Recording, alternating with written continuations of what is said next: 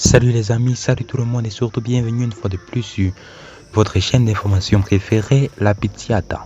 En effet, aujourd'hui mes chers amis, nous partons une fois de plus du côté de la République du Mali, où sans vous mentir mes chers amis, aujourd'hui le président de la transition malienne, son excellence Assimi Goïta, vient là aujourd'hui de faire...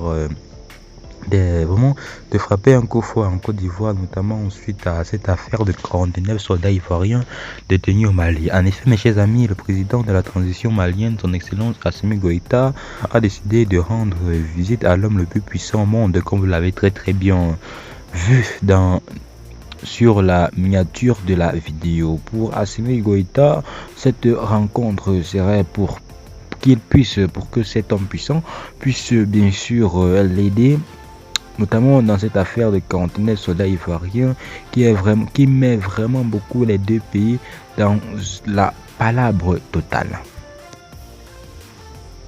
Une chose est sûre, c'est que l'avenir nous en situera beaucoup plus sur cette affaire. Assimi Goïta, Mamadi Doumbouya, Henri Damida, Ouattara a-t-il fait son choix? C'est le président de la République de Côte d'Ivoire qui donne l'information.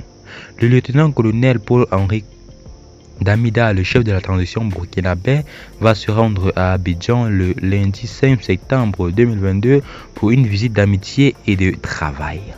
Au cours de ce déplacement, il est prévu une rencontre entre le président ivoirien et son hôte au palais présidentiel d'Abidjan Plateau.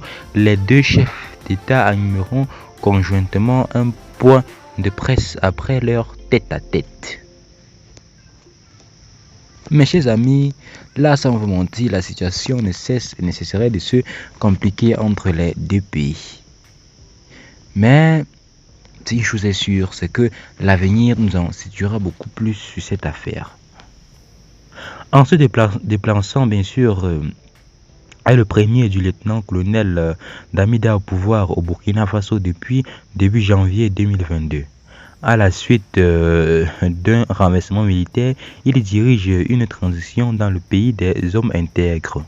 Le déplacement intervient alors que le pays, tout comme le Mali et le colonel Assimi Goïta et la Guinée du colonel Mamadi Doumbouya, qui ont également enregistré dernièrement des renversements militaires, sont isolés par la communauté économique des États de l'Afrique de l'Ouest CEDEAO qui exige un retour à l'ordre constitutionnel. Choix bien sûr préférentiel ou simple désir pour le président ivoirien de réchauffer les relations avec le Burkina. Mes chers amis, à lundi pour la suite de cette affaire et abonnez-vous. Bye bye.